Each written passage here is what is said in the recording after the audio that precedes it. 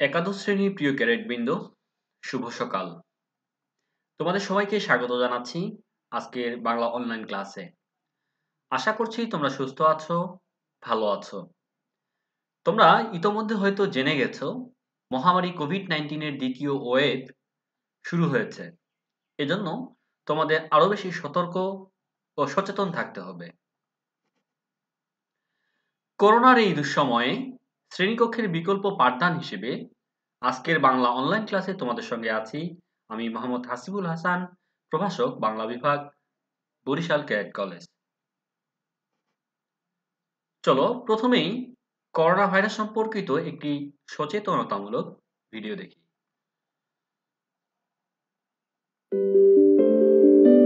Corona ভাইরাসের প্রাদুর্ভাব রোধ করার অন্যতম উপায় হলো বাসায় থাকা। তবে কেমন করে বুঝবেন আপনার কি করোনা ভাইরাস হয়েছে? এই সংক্রমণের প্রধান লক্ষণ হলো জ্বর, সঙ্গে একটানা শুকনো কাশি এবং তারপর শ্বাসকষ্ট, হাঁচি, সর্দি, মাথা ব্যথা। এগুলো সাধারণ ঋতু পরিবর্তনজনিত ঠান্ডা কাশির কারণেও হতে পারে। কিন্তু একটানা শুকনো কাশি কেমন হয়? এটি হচ্ছে যখন আপনার কাশিতে কোনো মিউকাস বা কফ থাকে না এবং অন্য কোনো কারণ ছাড়া কাশি টানা হতে থাকে। করোনা ভাইরাস সংক্রমণ হলে তাপমাত্রা কতটা বাড়তে পারে? করোনা ভাইরাসের কারণে জ্বর হলে আপনি সেটা নিশ্চয়ই বুঝবেন। তখন শরীরের তাপমাত্রা থাকে 100 ডিগ্রি ফারেনহাইট অথবা 38 ডিগ্রি সেলসিয়াস বা তার বেশি। যদি হাতের কাছে থার্মোমিটার নাও থাকে, আপনি শরীরে জ্বর অনুভব করবেন এবং কেউ আপনার বুক বা পিঠ স্পর্শ করলে সেই তাপ অনুভব করতে পারবে। যদি আপনার জ্বর বা একটানা শুকনো কাশি হয়ে থাকে, তাহলে অন্য কারোর সংস্পর্শে আসা যাবে না এবং 14 দিন পর্যন্ত আপনার বাড়িতে থাকতে হবে। যদি আপনি পরিবারের অন্য সদস্যদের সাথে বাস করেন, তাহলে আলাদা ঘরে থাকুন এবং আলাদা বাথরুম ব্যবহার করুন। আপনার বাড়ির যারা আপনার সংস্পর্শে এসেছে তাদের সকলকে 14 দিন পর্যন্ত বাসায় থাকতে হবে। যদি আপনার জ্বর সঙ্গে শুকনো কাশি হয়ে থাকে এবং আপনি করোনা আক্রান্ত রোগীর সংস্পর্শে এসে থাকেন অথবা করোনা আক্রান্ত এলাকা বা দেশে ভ্রমণ করে থাকেন, তাহলে corona.gov.bd/covid19 টেস্টে গিয়ে আপনার সম্ভাব্যতা যাচাই করুন বা সরকারের করোনা ভাইরাস হটলাইন নম্বর 333 অথবা 16263 এই নম্বরে যোগাযোগ করুন। তবে যদি আপনার শ্বাসকষ্ট শুরু হয়, তাহলে শীঘ্রই চিকিৎসার জন্য হাসপাতালে যেতে হবে।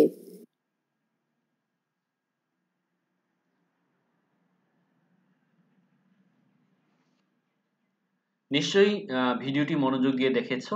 আশা করছি এখানে যে সতর্কতামূলক দিক নির্দেশনা দেওয়া হয়েছে তা মেনে চলবে। চলো আজকে আমরা কি পড়বো সেই বিষয়টাই প্রথমে জেনে নেই। আজকে আমরা পড়ব একাদশ দ্বাদশ শ্রেণীর বাংলা প্রথম পত্রের প্রথম একটি প্রবন্ধ বাংলার নব্য লেখকদিগের প্রতি নিবেদন। লিখেছেন বঙ্কিমচন্দ্র চট্টোপাধ্যায়। এক্ষেত্রে একটু বলে রাখা দরকার, বঙ্কিমচন্দ্রের আগের সিলেবাসে আমরা বিড়াল পড়েছিলাম, এটি পরিবর্তন করে বাংলার নব্য লেখকদিগের প্রতি নিবেদন এই প্রবন্ধটি সংযোজন করা হয়েছে। চলো আমরা এই প্রবন্ধটি সম্পর্কে আজকে জানব। এবারে শিখন ফল, অর্থাৎ আজকে যে প্রবন্ধটি পড়ব সেই প্রবন্ধ শেষে শিক্ষার্থীরা তোমরা কি কি বিষয় শিখবে সেই বিষয়টা আমরা দেখি।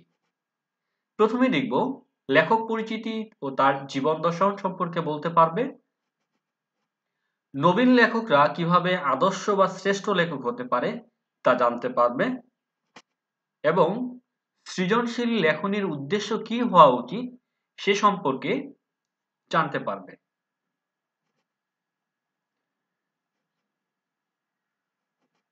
লেখক পরিচিতি। লেখক পরিচিতি সম্পর্কে আমরা বঙ্কিমচন্দ্র চট্টোপাধ্যায় সম্পর্কে আমরা জেনেছি আগেই, তারপরেও এক নজরে আরেকবার দেখি। বঙ্কিমচন্দ্র বাংলা সাহিত্যের সাহিত্য সম্রাট এবং বাংলা সার্থক উপন্যাসের জনক হিসেবে খ্যাত। তিনি একদিকে যেমন প্রাবন্ধিক, লেখক এবং অন্যদিকে ঔপন্যাসিকও বটে। আর এমন একজন বরেণ্য লেখক 1838 খ্রিস্টাব্দে 26শে জুন পশ্চিমবঙ্গের 24 পরগনায় কাঁঠালপাড়া গ্রামে জন্মগ্রহণ করেন এবং 1858 সালে কলকাতা বিশ্ববিদ্যালয় থেকে বিএ পাস করেন। তবে এখানে একটি তথ্য তোমাদের মাথায় রাখতে হবে যে কলকাতা বিশ্ববিদ্যালয় থেকে প্রথম বিএ পরীক্ষায় যা স্নাতক পাস করে যে ব্যাচটি বের হয় তার মধ্যে তিনি একজন। পেশাগত জীবনে তিনি ছিলেন একজন ম্যাজিস্ট্রেট এবং তার বাবাও কিন্তু একজন ডেপুটি কালেক্টর হিসেবে ছিলেন। বঙ্কিমচন্দ্র চট্টোপাধ্যায় খুলনায় যখন ম্যাজিস্ট্রেট ছিলেন তখন এই অঞ্চলে নীলকরদের যে অত্যাচার ছিল তিনি সেটি দমন করেছিলেন। এই কারণেই তিনি সেই অঞ্চলের মানুষের কাছে যোগ্য এবং সুশাসক হিসেবে পরিচিত ছিলেন। বঙ্গদর্শন পত্রিকা সম্পাদনা এবং প্রকাশ তার অন্যতম একটি কীর্তি। 1852 খ্রিস্টাব্দে সংবাদ প্রভাকর পত্রিকার মাধ্যমে সাহিত্য চর্চা শুরু করেন এবং বাংলা সাহিত্যে অসাধারণ সাফল্য অর্জন করেছিলেন। বঙ্কিমচন্দ্র 34টি গ্রন্থ রচনা করেছিলেন। এবার আমরা তার গুরুত্বপূর্ণ কিছু গ্রন্থ দেখব। প্রথমে দেখব উপন্যাস। তিনি প্রথম যে সার্থক উপন্যাসটি লিখেন সেটি হচ্ছে দুর্গেশ নন্দিনী, এরপর হচ্ছে কপালকুণ্ডলা। বঙ্কিমচন্দ্র চট্টোপাধ্যায়ের বহুল পঠিত পাঠক সমাদৃত যে উপন্যাসটি সেটি হচ্ছে কপালকুণ্ডলা। আমি তোমাদের বলবো কপালকুণ্ডলা তোমরা যদি না পড়ে থাকো অবশ্যই পড়বে। আরেকটি পাঠক সমাজে সমাদৃত একটি উপন্যাস কৃষ্ণকান্তের উইল, অসাধারণ একটি উপন্যাস, এবং আনন্দমঠ। বঙ্কিমচন্দ্রের এই কয়েকটি উপন্যাস অসাধারণ এবং পাঠক সমাজের মাঝে খুব গ্রহণযোগ্যতা পেয়েছে। এছাড়াও বৃষবৃক্ষ, দেবী চৌধুরানী, রাজসিংহ, মৃণালিনী, রজনী প্রভৃতি উল্লেখযোগ্যতার উপন্যাস। এবার আমরা প্রবন্ধ গ্রন্থ সম্পর্কে দেখব যে কি কি বিষয়গুলো তিনি লিখেছেন। কমলাকান্তের দপ্তর বঙ্কিমচন্দ্র চট্টোপাধ্যায় তার অসাধারণ একটি ব্যঙ্গাত্মক রসাত্মক একটি প্রবন্ধ গ্রন্থ। আমরা এখান থেকে বিড়াল প্রবন্ধটি পড়েছিলাম, যেহেতু এটি বাদ দেওয়া হয়েছে আমরা সেই সম্পর্কে জানি। এরপর হচ্ছে কৃষ্ণ চরিত্র, আরেকটি হচ্ছে সাম্য এবং গুরুত্বপূর্ণ একটি প্রবন্ধ গ্রন্থ বিবিধ প্রবন্ধ গ্রন্থ। এছাড়াও লোকরহস্য, বিজ্ঞান রহস্য প্রভৃতি উল্লেখযোগ্য প্রবন্ধ গ্রন্থ। তোমাদের একটু বলে রাখা দরকার, তোমাদের বিশ্ববিদ্যালয়ে ভর্তি পরীক্ষার সময় এই কয়েকটি গ্রন্থ দিয়ে বঙ্কিমচন্দ্রের আমরা একটু দ্বিধান্বিত হয়ে পড়ি। সেটি হচ্ছে সাম্য বললেই আমরা একটা কাব্যগ্রন্থের নাম মনে রাখার চেষ্টা করি। বলো তো কার এটি কাব্যগ্রন্থ? নিশ্চয়ই তোমাদের মনে পড়েছে। তো যখন সাম্য যেমন কাব্যগ্রন্থ, একই সাথে বঙ্কিমচন্দ্রের একটি প্রবন্ধও বটে। এছাড়াও বিজ্ঞান রহস্য বললেই বিজ্ঞানের কোনো বিষয়ের সাথে সম্পৃক্ততা বোঝায়, আসলে তাই না, এটি একটি প্রবন্ধ গ্রন্থ বঙ্কিমচন্দ্র চট্টোপাধ্যায়ের। এই তথ্যগুলো একটু মনে রাখবে। আজকে যে প্রবন্ধটি পড়ব সেটি হচ্ছে বাংলার নব্য লেখকদিগের প্রতি নিবেদন। সেই প্রবন্ধটি পড়বার আগে আমাদের একটু প্রেক্ষাপট জানতে হবে। তিনি কোন প্রেক্ষিতে এই প্রবন্ধটি লিখেছেন, যা আজকে আমরা এই প্রবন্ধটা তোমাদের সিলেবাসের মধ্যে অন্তর্ভুক্ত করার প্রয়োজন পড়ল।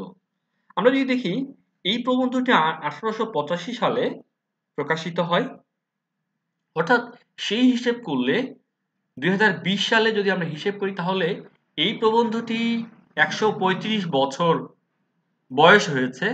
কিন্তু এই প্রবন্ধটি পড়লে আমাদের মনে হয় এটি একটি সমসাময়িক, সর্বকালীন এবং মনে হচ্ছে যে এই যুগের জন্য, এই সময়ের জন্যই হচ্ছে এই প্রবন্ধটি লেখা হয়েছে। তাহলে আমাদের জানতে হবে বঙ্কিমচন্দ্র চট্টোপাধ্যায় কেন, কখন, কি উদ্দেশ্যে এই প্রবন্ধটি লিখেছে বা এর প্রেক্ষাপটটি কি ছিল আমরা একটু দেখি।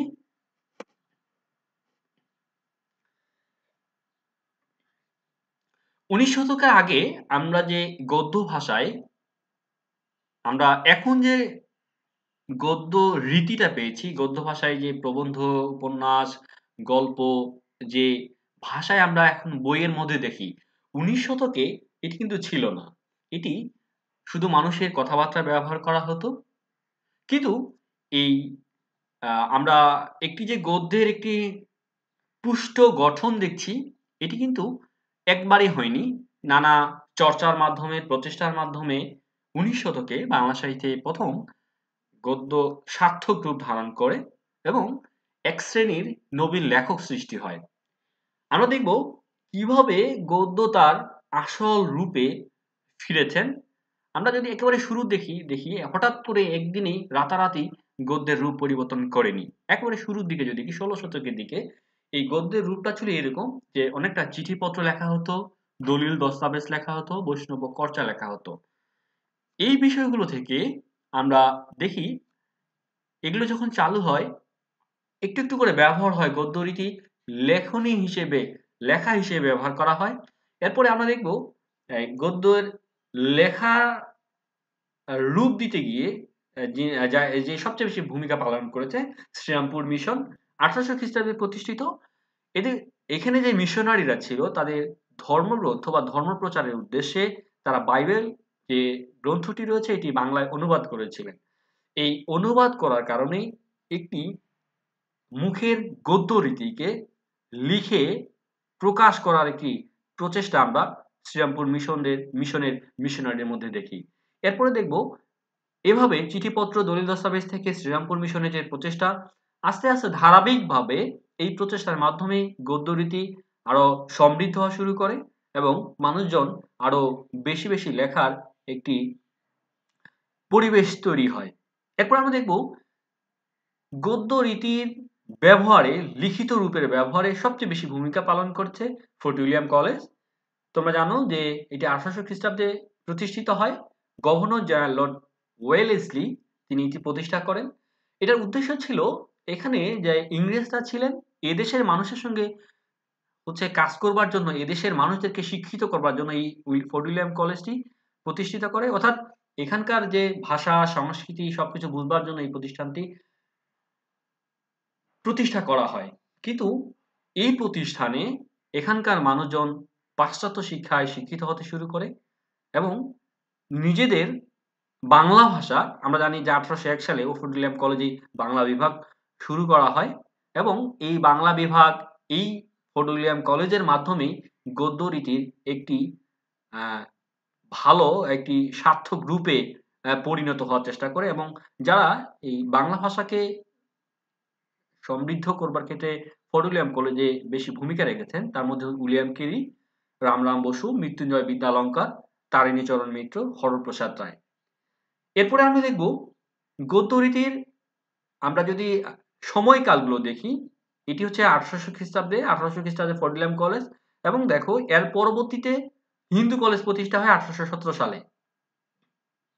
এই কলেজটির প্রতিষ্ঠার সাথে আরেকটি নাম জড়িয়ে আছে, সেটি হচ্ছে ইয়ং বেঙ্গল। অর্থাৎ ইয়ং বেঙ্গল যে মন্ত্রগুরু ছিলেন হেনরি লুই ভিভিয়ান ডিরোজিও, এই ডিরোজিওর ভাগ শিষ্যরা তারা পাশ্চাত্য শিক্ষায় শিক্ষিত হয়ে এদেশের সকল সমাজ সংস্কারকে ভেঙে দিয়ে নতুন একটি সমাজ গড়বার প্রত্যয়ে তারা কাজ করেছিলেন।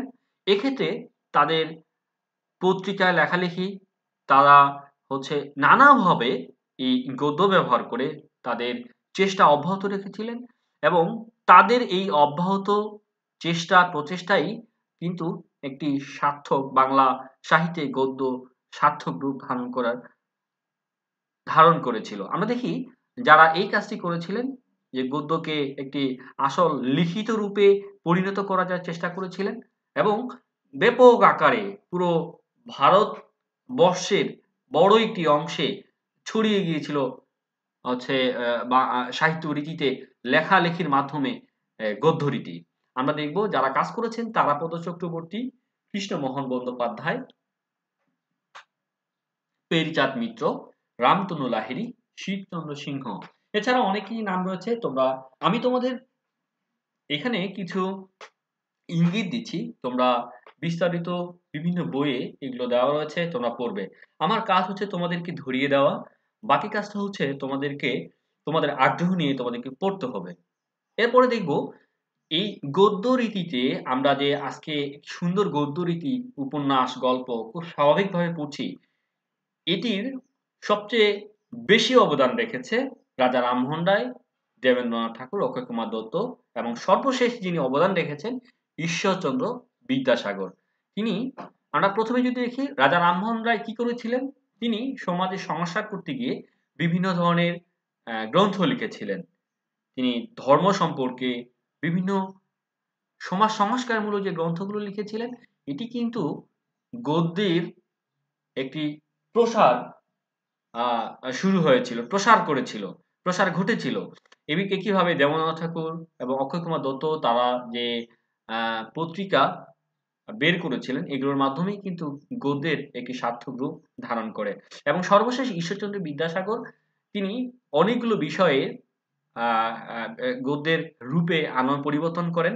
সংস্কৃত ভাষা ঘেঁষা যে গদ্য রীতি, তিনি এখান থেকে বের করে নিয়ে আসেন। এবং সবচেয়ে বিষয়টা হচ্ছে যে আমরা জেনেছি যে ঈশ্বরচন্দ্র বিদ্যাসাগর প্রথম যে ভাষা রীতিতে যে বিরাম চিহ্নের ব্যবহার, শ্বাস পর্ব পর্ব পর্ব ভাগ তিনি করেছিলেন। এবং একই সাথে আরেকটি বিষয় তো জানবার দরকার, সেটি হচ্ছে যে গদ্য যে একটি ছন্দ ব্যবহার করা যায় এবং একটি সুললিত একটি চমৎকার ভাষা প্রয়োগ করা যায়, ইনি ঈশ্বরচন্দ্র বিদ্যাসাগর করেছিলেন।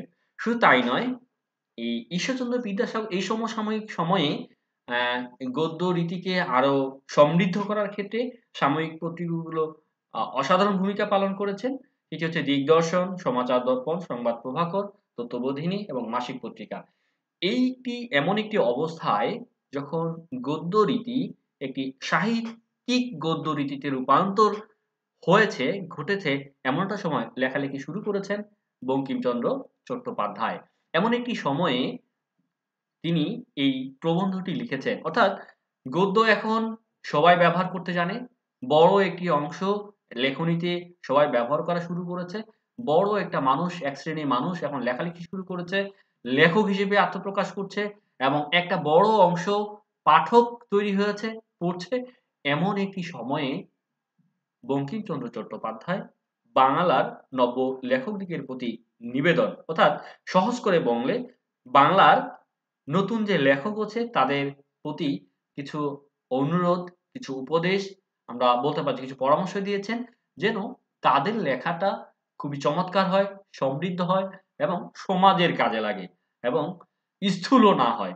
আমরা এমন একটি প্রেক্ষাপট দেখলাম, এই প্রেক্ষাপটের ভিত্তিতেই তিনি এই প্রবন্ধটি লিখেছেন।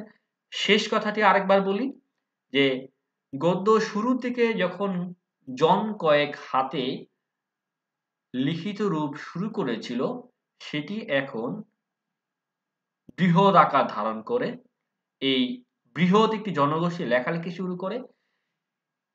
হয়তোবা সেই সময়ে লেখকরা তাদের নিজেদের মতো করে লিখেছিলেন যে স্বার্থসিদ্ধির জন্য। এই প্রেক্ষাপটে যে নবীন লেখকরা ছিল, সেই নবীন লেখকদের প্রতি একটি উপদেশমূলক একটি বলবো যে প্রবন্ধটি লিখেছেন। আমরা জেনেছি যে এটি 1885 সালে এই প্রচার পত্রিকায় প্রকাশিত হয়। আচ্ছা, এবার আমরা দেখব যে প্রেক্ষাপটটি জানলাম।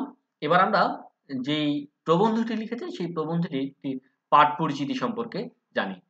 দেখব বাংলার নব্য লেখকদিগের প্রতি নিবেদন রচনাটি সংকলিত হয়েছে বিবিধ প্রবন্ধ নামক গ্রন্থ থেকে। তবে এটি প্রথম প্রকাশিত হয় প্রচার পত্রিকায় 1885 সালে, 15 সালে।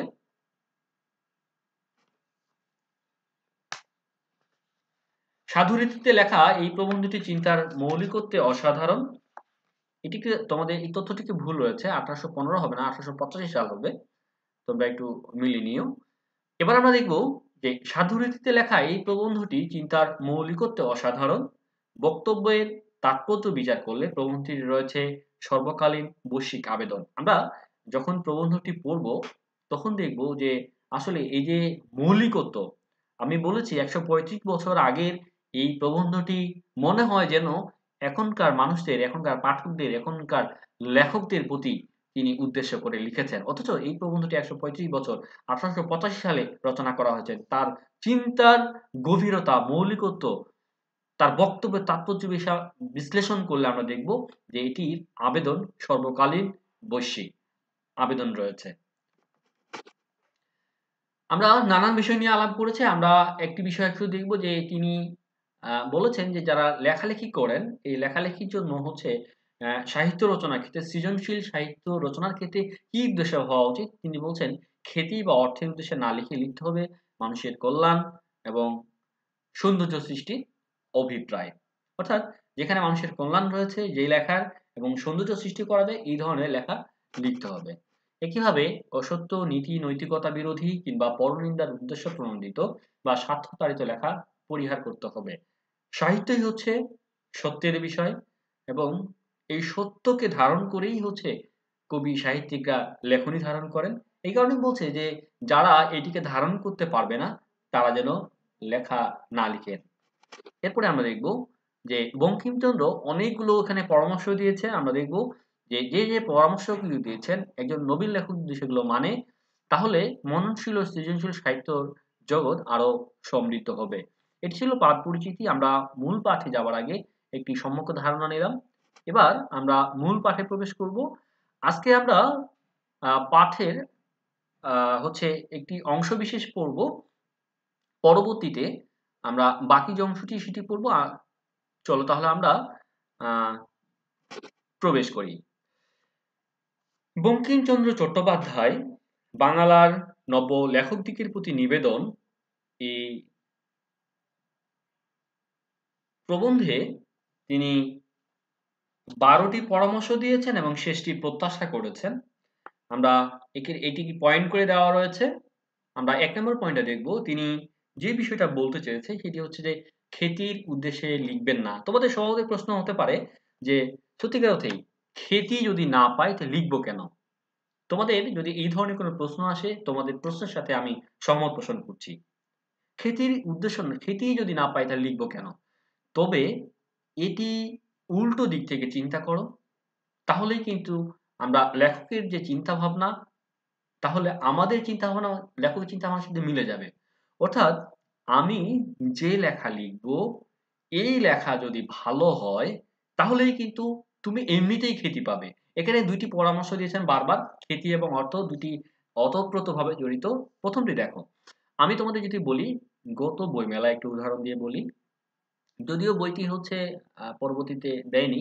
আমি তোমাদের একটা উদাহরণ দেওয়ার জন্য বলছি। তোমরা অন্যভাবে নেবে না সেটি। সেটি হচ্ছে প্যারাডক্সিক্যাল সাজিদ। এই বইটি দেখো যে বইমেলায় আসার সঙ্গে সঙ্গেই পুরো মানুষের মুখে মুখে হয়ে গেল। তিনি খ্যাতি পাওয়ার জন্য লিখেননি, যতটুকু পাওয়ার জন্য লিখেছেন তার চেয়ে বেশি পেয়েছেন। অর্থাৎ লেখার মান যদি ভালো হয়, লেখার উদ্দেশ্য যদি ঠিক থাকে তাহলে তোমার খ্যাতি এমনিই এনে দিবে। অর্থাৎ আমরা যদি পেছন মানে উল্টা দিক থেকে ধরি, আমরা খ্যাতির উদ্দেশ্যে লিখবো না, তোমার লেখনী যদি ভালো হয় তুমি এমনিই খ্যাতি পেয়ে যাবে। পরামর্শ প্রথমটাই দিয়েছেন। আমরা আরেকটি উদাহরণ দিতে পারি জীবনানন্দ দাশকে। জীবনানন্দ দাশ যখন লিখেছেন তখন কিন্তু সেই সময় কেউ তাকে পাত্তা দেয়নি, সহজ করে বললেই।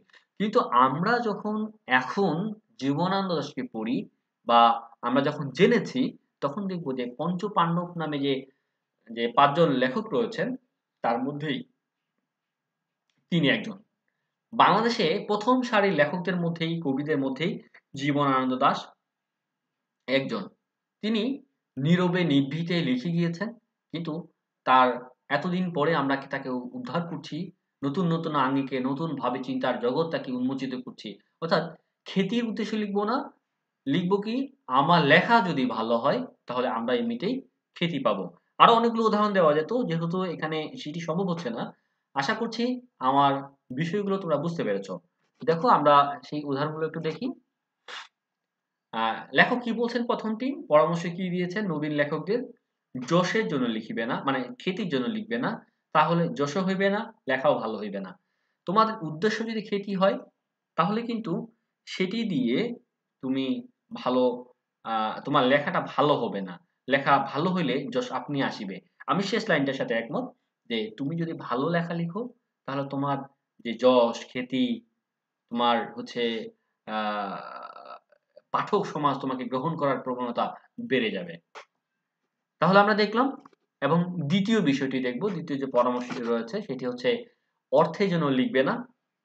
তাহলে কি তোমাদের মনে প্রশ্ন জাগতে পারে না যে কবি সাহিত্যিক যারা এটির উপর নির্ভর করে তারা কি তাহলে আহ, অর্থ চিন্তা করবে না, তারা খাবে কি? বা হচ্ছে অর্থ না থাকলে তাকে সংসার চলবে কিভাবে? এটি সত্য কথা, আমিও তোমাদের সাথে একমত। অর্থের জন্য লিখবে না, এটি হচ্ছে যেমন সত্য, তোমার যে প্রশ্নটা, তোমার মনের ভিতর যে প্রশ্ন, সেই প্রশ্নটাও কিন্তু একইভাবে সত্য। তবে লেখক এটি চমৎকারভাবে বক্তব্য বুঝিয়ে দিয়েছেন। আমরা সেই বিষয়টা যদি বুঝতে পারি তাহলেই কিন্তু সম্ভব। আমরা যদি দেখি যে আমাদের এখানে পাঠক এবং আহ, একটি পরিবেশ প্রয়োজন রয়েছে। যেমন ইউরোপে বলছে যে আহ, এখন অনেক লোক টাকার জন্য লেখে এবং টাকাও পায়, লেখাও ভালো হয়। অর্থাৎ ইউরোপে চলে, আমাদের এখানে পরিবেশটা এখনো এরকম হয়নি যে আমরা অর্থের জন্য লিখব। অর্থের জন্য লিখলে যেটা হয়, এটা হচ্ছে অনেকটা কি হয়ে যায়, মানে আমি অনেক কাউকে খুশি করার জন্য লিখলাম। আর এটি খুশি করার জন্য লিখলেই এটি সাহিত্য হয়ে যাবে না, এটা লোকরঞ্জন প্রবৃত্তি হচ্ছে বা মানুষকে খুশি করার অর্থ হয়ে যাবে। এটি যেটি মানুষকে খুশি করবার জন্য লেখা হয় সেটি কখনো হচ্ছে বেশি দিন মানুষের হচ্ছে হৃদয় ধারণ করতে পারে না। অর্থাৎ অর্থ লিখবে, অর্থ জন্য লিখবে, লেখার জন্য আমাদের যে সমাজ, আমাদের পরিবেশ, আমাদের যে পাঠক সমাজ রয়েছে, আমাদের যে শিক্ষা ব্যবস্থা রয়েছে, এটি যদি উন্নত হতে থাকে, উন্নত হয়, তখন কিন্তু আমরা অর্থের জন্য লিখলেও কোনো সমস্যা হবে না। তিনি এই জন্যই বলেছেন যে এখন অর্থের উদ্দেশ্যে লিখিতে গেলে লোকরঞ্জন প্রবৃত্তি প্রবল হইয়া পড়ে। এখন আমাদিগের দেশের সাধারণ পাঠকের রুচি ও শিক্ষা বিবেচনা করিয়া লোকরঞ্জন করিতে গেলে রচনা বিকৃত ও অনিষ্টকর হইয়া ওঠে। এক্ষেত্রে আমি তোমাদের একটু বলি, গত বইমেলায় এটি আমরা দেখেছি যে নাম বলবো না, নাম না বলেই যদি বলি তাহলে দেখবো একজন লেখক অসাধারণ, না একটি লেখকের বই খুবই বিক্রি হচ্ছে। তারপর যারা সাহিত্য বোদ্ধা খোঁজ নিয়ে দেখা গেল যে এই বইটি বিক্রি করা হচ্ছে, এখানে স্থূল কিছু বিষয় আছে। অর্থাৎ আমাদের মানে তোমার আ বিক্রি বৃদ্ধি মানেই হচ্ছে তোমার টাকা বৃদ্ধি হবে। এই জায়গা থেকে চিন্তা করে তোমার যদি হচ্ছে আ ওর মানে রুচিহীন বা বিকৃত মস্তিষ্কের কিছু যদি হচ্ছে আ উপাদান দিয়ে থাকো, তাহলে কিন্তু তোমার সাহিত্যে সেটি হচ্ছে একমাত্র লোকরঞ্জনের জন্য তৈরি হবে এবং এটিই হয়েছে। এই কারণেই আমি তোমাদের বলব যে তোমরা যদি কখনো সাহিত্য রচনা করো তাহলে সেটি বিবেচনায় রাখবে যে একান্তই লোকরঞ্জনের জন্য নয়, এবং সেটি এমন করে লিখবে যেটি বলেছেন লেখক যে মানুষের কল্যাণ ও সৌন্দর্য সৃষ্টির অভিপ্রায় লিখবে। তাহলে আমরা দুইটা দেখলাম, দুইটি বিষয় দেখলাম যে প্রথমটা দেখলাম হচ্ছে খ্যাতির জন্য লিখবে না, এমন লেখা লিখো যেন খ্যাতি এমনি চলে আসে। দ্বিতীয় হচ্ছে যে আমাদের পরিবেশ পরিস্থিতি এবং শিক্ষার মান এবং আমাদের রুচিবোধ এখনো ওইভাবে তৈরি হয়নি, যদি তৈরি হয় তাহলে তুমিও লিখতে পারো, কোনো সমস্যা হবে না। যতদিন পর্যন্ত তৈরি হচ্ছে না ততদিন পর্যন্ত আমরা চেষ্টা করব আমাদের অর্থের উদ্দেশ্যে না লিখে লেখার মানটাকে ভালো করার উদ্দেশ্যে লিখব। এবং তিনি বলছেন যে আরো যে উদ্দেশ্যটা বলছেন যে আমরা এই দুইটি উদ্দেশ্যে না লিখলে কিসের উদ্দেশ্যে লিখব। দেখো, সাহিত্যের বড় একটি জায়গা হচ্ছে হচ্ছে জনপ্রিয়তা জায়গা হচ্ছে তোমার সাহিত্য যদি মানুষের সুখের কথা বলে, দুঃখের কথা বলে, কল্যাণের কথা বলে এবং একটি একটি সমাজের সৌন্দর্য সৃষ্টির একটি কাজ করে, ইচ্ছে লেখা হয়ে থাকে, তাহলেই দেখবে তোমার সাহিত্য এমনিতেই জনপ্রিয় হয়ে উঠছে এবং তুমি এমনিতেই খ্যাতি এবং তোমার অর্থ এমনিতেই চলে আসে। আমরা দেখব যদি এমন বুঝিতে পারে যে লিখিয়া দেশের বা মনুষ্য জাতির কিছু মঙ্গল সাধন করতে পারেন অথবা সৌন্দর্য সৃষ্টি করতে পারেন, তবে অবশ্যই লিখিবেন। তাহলে আমরা অবশ্য কিভাবে লিখবো? তাহলে মানুষের যদি উপকার করা যায়, বা এই সাহিত্য দিয়ে মানুষের উপকার হয় তাহলে লিখবেন, এবং সৌন্দর্য সৃষ্টি করতে পারেন তবে অবশ্যই লিখবেন। তাহলে আমরা দেখব মনুষ্য জাতির কিভাবে উপকার করা যায়। নানাভাবে উপকার করা যায়। আমরা দেখব যে ১৯৭১ সালে যখন মুক্তিযুদ্ধ হয়েছিল সেই সময়টাতে কিন্তু বিভিন্ন লেখক, সাহিত্যিক নানা গান, নানা নাটক, আ কবিতা এগুলো লিখে মুক্তিকামী মানুষদেরকে উদ্বুদ্ধ করেছিল। তাহলে আমরা সেই জাতিকে অ্যা একটি ভালো কাজের জন্য উদ্বুদ্ধ করার জন্য লিখেছি। তাহলে সেটি কি নয়? আমরা এমন কাজ করব যেটি একটি সমাজের রন্ধ্রে, রন্ধ্রে থাকা যে খারাপ বিষয়গুলো আছে সেটিকে তুলে আনে একটি সমৃদ্ধ, একটি কল্যাণমূলক একটি সমাজ ব্যবস্থা গড়ার যে সাহিত্য, সেই সাহিত্য আমরা রচনা করব। তারপরে দেখো, যাহারা অন্য উদ্দেশ্যে লেখেন তাহাদিগকে যাত্রাওয়ালা প্রভৃতি নিজ ব্যবসায়ীদের সঙ্গে গণ্য করা যাইতে পারে। যাত্রাওয়ালা, এখানে দেখো এই যাত্রাওয়ালা শব্দটি দিয়ে তোমরা নিশ্চয়ই জানো যে গ্রামে-গঞ্জে একেবারে গ্রামে যে মেলা বসলে এই যাত্রা চলে। এখানে সাময়িক একটি বিনোদন দেওয়া হয়। সাময়িক বিনোদন দেওয়া হয়। এটি তোমার আ কিছুক্ষণ দেখলে তুমি এর পরক্ষণেই সেটা ভুলে গেলে, এবং এটা নিচু আ মানসিকতার, তোমরা জানো যে নিচু মানসিকতার স্থূল বিষয়গুলো এখানে এই যাত্রায় প্রকাশিত হয়। বলছে যে তোমাদের উদ্দেশ্য যদি এই মানুষের কল্যাণ এবং সৌন্দর্য সৃষ্টি না করতে পারে, তো তোমার সাহিত্য রচনাটাও ঠিক একইভাবে এই যাত্রাওয়ালাদের মতো যে ব্যবসায়িক যারা রয়েছে তাদের সঙ্গে তোমার লেখনীটাও, তোমার পেশাটাকেও আমরা এক করা যেতে পারে। তাহলে আমরা ৩ নাম্বার বিষয়টি দেখলাম যে আমরা সাহিত্য সৃষ্টি করব কিসের উদ্দেশ্যে? মানুষের কল্যাণ এবং সৌন্দর্য সৃষ্টির অভিপ্রায়ে। এবার আমরা দেখব যে ৪ নাম্বার যেটি পরামর্শ দিয়েছেন সেটি হচ্ছে অসৎ উদ্দেশ্য প্রণোদিত বা স্বার্থতাড়িত লেখা লিখবেন না। অর্থাৎ আমরা দেখব যে অসৎ উদ্দেশ্য। এখন সম্প্রতি একটা ঘটনা ঘটে গিয়েছে, তোমরা অবশ্যই জেনেছ ফ্রান্সে।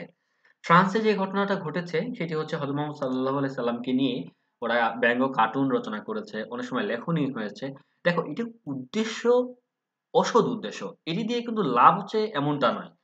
বা তাদের হয়তোবা নিজের স্বার্থ পূরণ করবার অর্থে হয়তোবা এটা লিখেছেন। দেখো, যে এমন সাহিত্য রচনা করা যাবে না, এমন লেখনী লেখা যাবে না যেটি অন্যরা কষ্ট পায়। তুমি এমন একটি সাহিত্য রচনা করবে যেটি হচ্ছে বিশ্বজনীন হয়। সকল ধর্মের, সকল মানুষের, সকল হৃদয়ের কথা বলবে। সেই বিষয়টা এখানে বলছে, দেখো, যাহা অসত্য, মানে যেটি সত্যের কথা বলে না, এই ধরনের কথা লিখবে না। ধর্মবিরুদ্ধ। ধর্মবিরুদ্ধ বলতে একদম আমরা সেই ধর্মের কথা বলছি এমনটা না। এটা হচ্ছে বিশ্বাস। প্রতিটি মানুষের যে আচার, আচরণ, সংস্কারগুলো রয়েছে, এর বিপরীতে আঘাত করে মানুষের কষ্ট দিয়ে কখনো লিখবে না।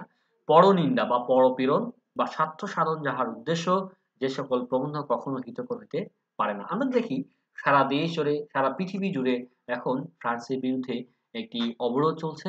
এই যে ছোট্ট একটি ঘটনা, ছোট একটি হচ্ছে তাদের কাজ আ গোটা বিশ্বকে নাড়িয়ে দিচ্ছে। একটি আ ও ও ও অস্বাস্থ্যকর একটি পরিবেশ বা হচ্ছে অহিতকর একটি পরিবেশ সৃষ্টি হচ্ছে। সুতরাং তাহা একেবারেই পরিহার্য।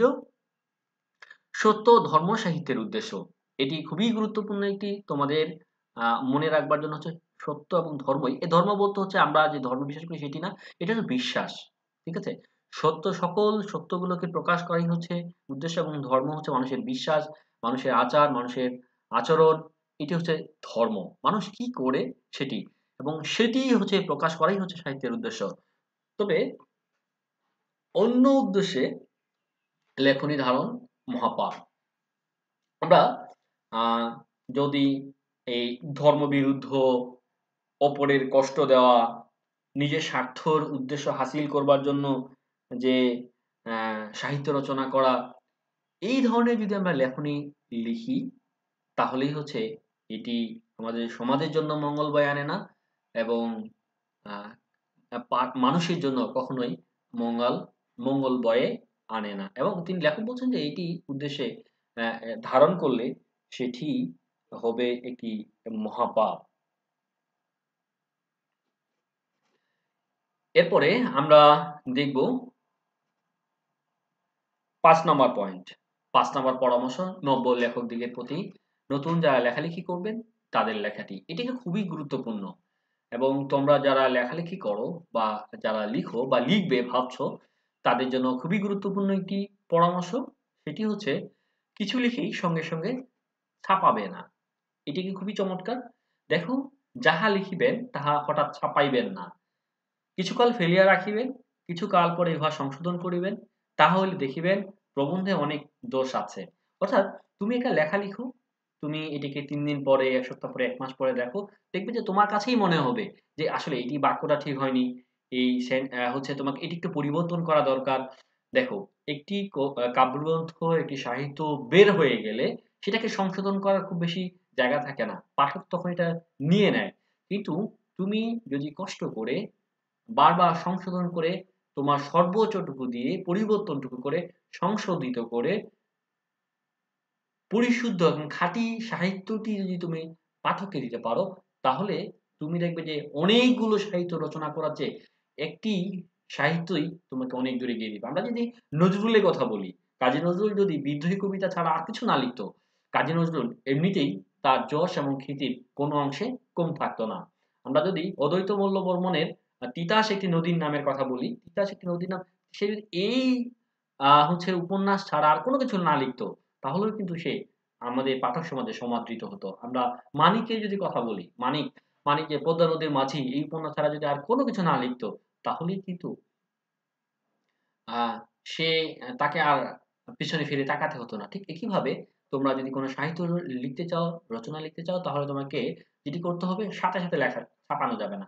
তুমি অপেক্ষা করো, অপেক্ষা করো, অপেক্ষা করো। দেখো যে তোমার অনেক কিছু সংশোধন পরিবর্তিত হচ্ছে এবং এই পরিবর্তনের মধ্য দিয়েই তোমরা দেখবে যে তোমাদের সাহিত্যের মান কত ভালো হচ্ছে। আমরা একটু দেখি যে কাব্য, নাটক, উপন্যাস ২-১ বছর ফেলিয়া রাখিয়া তারপর সংশোধন করিলে বিশেষ উৎকর্ষ লাভ করে। অর্থাৎ তুমি যদি কখনো কাব্য, নাটক, উপন্যাস লিখতে চাও, সময় দাও। একটি অনেকগুলো বই লেখার চেয়ে তুমি ১০ টা বই লেখার চেয়ে ২ টা বই লেখো, মানসম্পন্ন বই লিখো। তাহলে দেখবে যে তোমার খ্যাতি বা তোমার যশ বা তোমার পাঠক সমাজে তোমাদের জনপ্রিয়তা এমনিই বেড়ে গেছে। তবে যারা সাময়িক সাহিত্যের কার্যে ব্রতী, তাদের পক্ষে এই নিয়মটি রক্ষা রক্ষা করাটি ঘটিয়া ওঠে না। দেখো, সাময়িক সাহিত্য মানে হচ্ছে আমরা যেমন পূজা সংখ্যা বের করি অথবা ঈদ সাময়িকী বের করি, বিভিন্ন পত্রিকা, আমাদের প্রথম আলো পত্রিকা, কিশোর আলো বের করে। এই যে প্রতি মাসে, মাসে বের করে, এই সাময়িকীগুলো হচ্ছে বের করতে হলে তো হয়তোবা এখানে সম্ভব না। কারণ তোমাকে লেখা দিতেই হবে এবং এটা বের করতেই হবে। এটি যদিও একটি হচ্ছে ব্যবসায়িক মানসিকতা, এবং আমরা দেখব যে এটি যে অনেক সময় হচ্ছে এমন মানের লেখা আসে যেখানে বড়, বড় সাহিত্যিক যারা জনপ্রিয় সাহিত্যিক, তাদের লেখার মান এত খারাপ আসে যে তাদের যে জনপ্রিয়তা ভাটা পড়ে যায়। যেজন্য বলছেন, এজন্য সাময়িক সাহিত্য লেখকের পক্ষে অবনতিকর। অর্থাৎ তুমি যদি তুমি একজন জনপ্রিয় লেখক, তোমার যদি লেখনী যেকোনো সময় হয়ে থাকে, যেকোনো সাময়িকী লেখা হয়ে থাকে, তাহলে তোমার হচ্ছে মান কমতেই থাকবে। এই ছিল ৫ টি পরামর্শ। আজকে আমরা এই ৫ টি পরামর্শই হচ্ছে ভালো করে মনে রাখবো। পরবর্তীতে আমরা বাকি যে পরামর্শগুলো রয়েছে সেই বিষয়গুলো নিয়ে আলাপ করব। তাহলে আমরা একটু সামারি দেখি।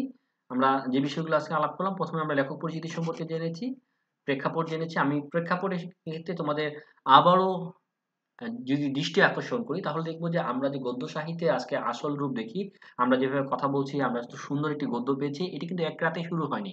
এটি নানা ১৬ শতক থেকে শুরু করে ধারাবাহিক প্রচেষ্টার মাধ্যমেই ঈশ্বরচন্দ্র বিদ্যাসাগর, বঙ্কিমচন্দ্র চট্টোপাধ্যায়ের হাত ধরেই এ একটি হচ্ছে রবীন্দ্রনাথের হাত ধরেই একটি সার্থক আ সাহিত্যিক বা এই গদ্য ভাষার এক রূপটা আমরা পেয়েছি। সেই প্রেক্ষাপটে দেখেছি বঙ্কিমচন্দ্রের আগ পর্যন্ত কিভাবে তিনি এই প্রবন্ধটি লিখেছেন, কাদের উদ্দেশ্যে লিখেছেন, যখন একটি বড় অংশ লেখক গোষ্ঠী তৈরি হয়ে গেছে। আমরা এর সঙ্গে পাঠ পরিচিতি সম্পর্কে জেনেছি এবং পাঠ পরিক্রমার ক্ষেত্রে আমি ৫ টা হচ্ছে বিষয়ের কথা বলেছি। পাঠ পরিক্রমা আমরা বলেছি যে খ্যাতির জন্য লিখবে না, অর্থের জন্য লিখবে না। কারণ এই ২ টার সাথে সম্পর্ক রয়েছে একে একটার আরেকটি ওতপ্রোতভাবে। তাহলে তুমি যদি ভালো লেখা লিখো, তোমার এমনি খ্যাতি আসবে। আর খ্যাতি যদি আসে, তোমার অর্থ এমনিতেই আসবে। এরপরে আমি তোমাদের বলেছিলাম যে মানুষের মঙ্গল কামনার্থে লিখবে এবং সৌন্দর্য সৃষ্টি করার জন্য লিখবে, এবং শেষটি ছিল অন্যের কষ্টদায়ক কোনো কিছু লিখা যাবে না, যারা অন্যরা কষ্ট পায়, এবং এটিকে লেখক বলছেন একটি মহাপাপের সঙ্গে তুলনা করেছেন। এই ছিল আজকের পাঠদান সম্পর্কে কথাবার্তা। তাহলে এই পর্যায়ে আমরা একটি প্রশ্নোত্তর পর্ব রেখেছি। তোমরা আজকের পাঠদান সম্পর্কে যে কোনো প্রশ্ন থাকে, যেহেতু সরাসরি সুযোগ থাকছে না, তুমি কমেন্টে মন্তব্যের ঘরে জানাও, আমি তোমাদের সেই প্রশ্নের উত্তরগুলো দেওয়ার চেষ্টা করব। এবারে অনুশীলনমূলক কাজ। এখানে কিছু জ্ঞানমূলক প্রশ্ন দিয়েছি, সেই প্রশ্নের উত্তরগুলো তোমরা অনুশীলন করবে। আশা করছি সব প্রশ্নের উত্তরগুলো তোমরা পারবে। আমি একটু পড়ি। বঙ্কিমচন্দ্র চট্টোপাধ্যায় কত খ্রিস্টাব্দে জন্মগ্রহণ করেন? বঙ্কিমচন্দ্র চট্টোপাধ্যায় কোন গ্রামে জন্মগ্রহণ করেন? প্রাবন্ধিক পেশাগত জীবনে কি ছিলেন? লেখকের পিতার পেশা কি ছিল? লেখক কোথায় ম্যাজিস্ট্রেট হিসেবে যোগদান করেন? কিসের জন্য লিখবে না? অর্থের উদ্দেশ্যে লিখলে কি হয়? কোন ধরনের প্রবন্ধ হিতকর হতে পারে না? লেখনী হঠাৎ ছাপা যাবে না কেন? উপন্যাস রচনার পর কত বছর পরে সংগ্রহ করতে বলেছে লেখক? যে উপন্যাস লেখার পরে আমরা এটা অনেকবার আলাপ করেছি। এবার একটি হোমওয়ার্কটি লিখবে, চেষ্টা করবে, এবং এতে তোমাদের চিন্তন শক্তিটা বৃদ্ধি পাবে। যেমন সৃজনশীল সাহিত্য সমাজের জন্য কি কি উপকারে আসতে পারে তা 10টি বাক্যে লিখবে। এবার একটি রেফারেন্স প্রবন্ধ দিব। আমরা যে প্রবন্ধটি পড়ছি, আশা করছি এই পড়বার মধ্যে বাকি অংশটি পড়বার আগেই তোমরা এই প্রবন্ধ দুটি পড়বে, খুবই চমৎকার। এটির সাথে সম্পৃক্ত একটি হচ্ছে নবীন লেখকদের কাছে প্রত্যাশা, যতীন সরকারের এই প্রবন্ধ। এই লেখা লইয়া কি করিব, সৈয়দ মঞ্জুরুল ইসলামের। দুজনই বিখ্যাত ব্যক্তি এবং তার চমৎকার লিখেন। আশা করছি এই প্রবন্ধ দুটি পড়বে রেফারেন্স হিসেবে, তাহলে তোমাদের কাছে এই প্রবন্ধটি আরো সহজ এবং কার্যকরী মনে হবে। তাহলে আজকে পাঠদান সম্পর্কে এখানেই আলোচনা শেষ করছি। আগামী ক্লাসে পড়ব বাংলার নব্য লেখকদিগের প্রতি নিবেদন, দ্বিতীয় পর্ব। তো শেষ করবার আগে তোমাদের আরেকবার বলি, সেটি হচ্ছে করোনার এখন দ্বিতীয় ওয়েভ চালু হয়েছে। তো এই সময়টাতে তোমাদেরকে আরো সতর্ক থাকতে হবে, সচেতন থাকতে হবে, এবং স্বাস্থ্যবিধি মেনে ঘরে অবস্থান করতে হবে, এবং একই সাথে তোমাদের যে পাঠদান এটি অব্যাহত রাখতে হবে। এই প্রত্যাশায় আজকে এখানেই শেষ করছি। আল্লাহ হাফেজ।